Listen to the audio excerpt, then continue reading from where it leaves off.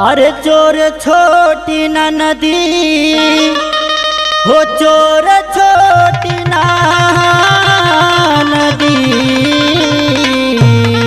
अरे चोर छोटी ना नदी, अरे चोर छोटी ना नदी। रतिया के ककहिया लैके चोर छोटी ना नदी।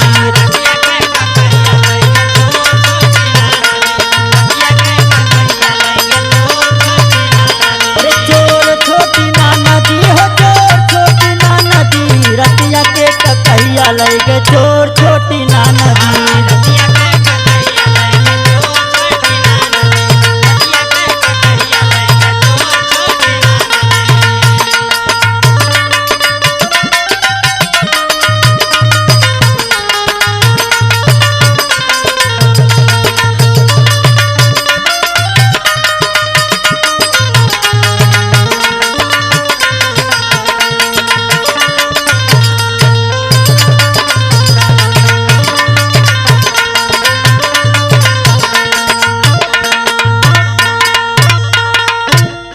अरे वही रे ककहिया से सिरवा सवरनी। अरे वही रे ककहिया से सिरवा सवरनी। अरे संवारते में लाई गए छोर छोटी ना नदी। संवारते में लाई गए छोर छोटी ना नदी। रतिया के ककहिया लैके छोर छोटी ना नदी।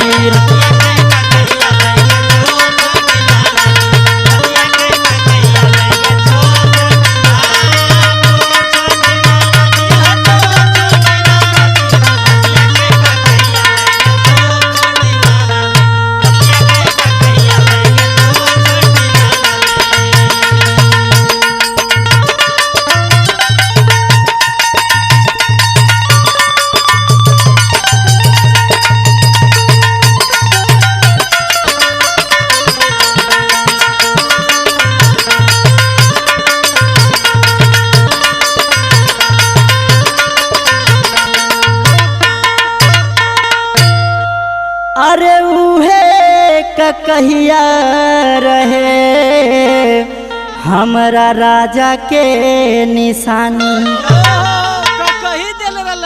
अरे का बताइए ननदो, पहला मुलाकात के हुए ककहिया निशानी यार हमरे राजा जी के। बड़ा सजो के रख ले।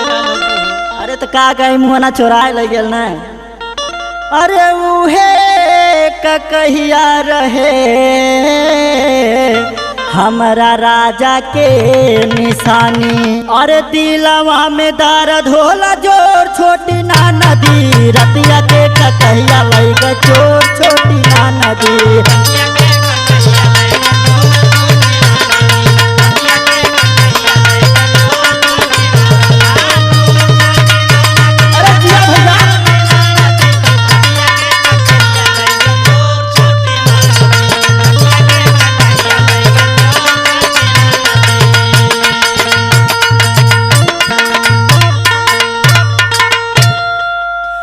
अरे ककहिया न मिली हैं तब लम खीसियई हैं।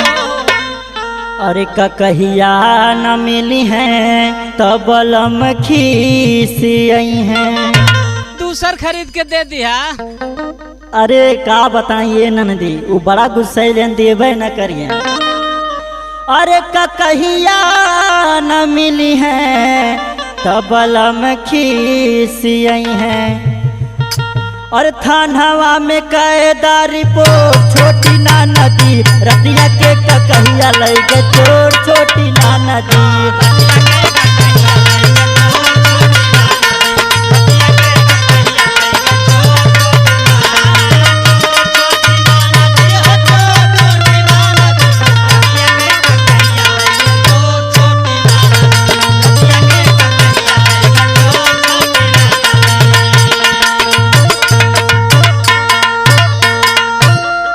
अरे पिया राम सागर रंजीत रावरी सियई हैं। ऐसन बात बा हो।